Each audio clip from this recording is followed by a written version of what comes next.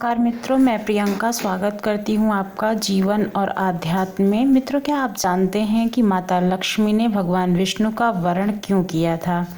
सभी जानते हैं कि माता लक्ष्मी की जो उत्पत्ति है वो समुद्र मंथन के दौरान समुद्र से हुई थी। लेकिन माता लक्ष्मी ने भगवान विष्णु का वरण क्यों किया, तीनों देवताओं में सर्वश्रेष्ठ उन्हें क्यों माना, इसके बारे में आज मैं आपको एक कथा सुनाऊंगी और बताऊंगी कि माता लक्ष्मी ने भगवान विष्णु का वरण क्यों किया था।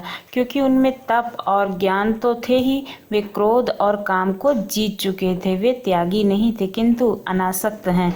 उनके पास धर्माचरण भी है और प्रेमाचरण भी। उनका ऐश्वर्य दूसरों पर आश्रित नहीं है। उनमें आयु और शील तो हैं ही किंतु वह वेश में मंगलकारी भी हैं। लक्ष्मी जो हैं वो जल से प्रकट हुई हैं और सृष्टि के आधारभूत पंच तत्वों में से एकमात्र जल है जिसमें जीवन की संज्ञा दी गई है। जल है तो जीवन है। जल से ही जीवन की उत्पत्ति, पोषण और रक्षण होता है। इस अर्थ में लक्ष्मी जीवन की देवी हैं जो जगत का पोषण और रक्षण करती हैं। लक्ष्मी द्वारा विष्णु का वरण करने का कारण भी यही है।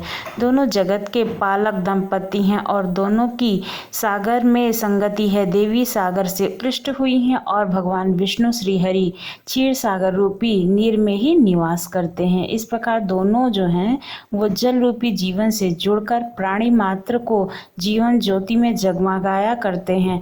अमृत प्राप्ति के लिए देवताओं और दानवों के बीच संयुक्त समुद्र मंथन की कथा सनातन धर्म में प्रायः सभी ग्रंथों में उपलब्ध है। मंथन में अमृत निकले कुल 14 रत्न, जिनमें से एक लक्ष्मी जी थी, जिनके प्रकट की सबसे सुंदर व सरस कथा विष्णु भक्ति को समर्पित श्रीमद् भागवत पुराण में कही गई है। इस कथा में प्रकट के बाद शेष देवताओं, ऋषियों व दानवों की अपेक्षा करके लक्ष्मी जी ने विष्णु का ही वरण क्यों किया था, इसी से माता लक्ष्मी का महामंत्र भी छुपा हुआ है।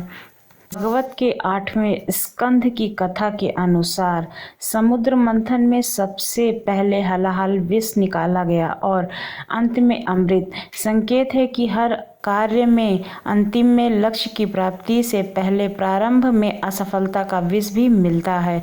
यदि व्यक्ति इससे विचलित न होकर अपने प्रयत्न जारी रखे तो अपेक्षित लक्ष्य से पहले छोटी सफलताओं के रत्न सहज ही मिलने लगते हैं।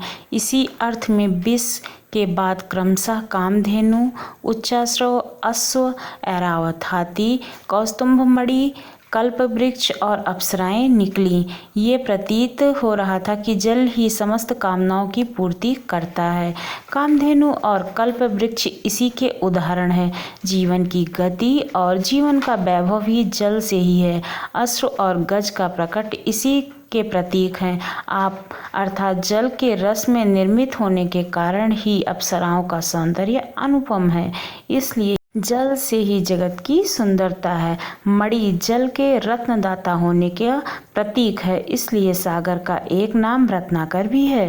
रात्रि में प्रकाश का दाता चंद्रमा और जीवन पोषक व रक्षक अन्न व औषधियाँ भी जल से ही प्रकट होती हैं, क्योंकि जल से ही जगत का उजाला और पुष्टि दृष्टि संभव है। चिंतन करते हुए अंत में माता लक्ष्मी ने समस्त सद्गुणों की खान भगवान विष्णु का चयन किया, इसलिए कि प्रकृति गुण उनका स्पर्श नहीं कर सकते हैं और अणिमा आदि समस्त गुण उन्हें चाह करते हैं, लेकिन भगवान हैं कि किसी की भी अपेक्षा नहीं करते हैं। वास्तव में वे लक्ष्मी जी के एकमात्र आश्रय हैं।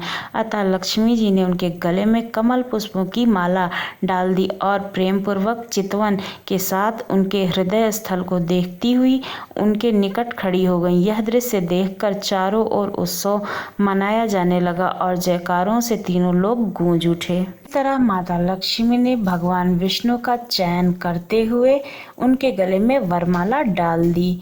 आप लोगों को ये जानकारी कैसी लगी?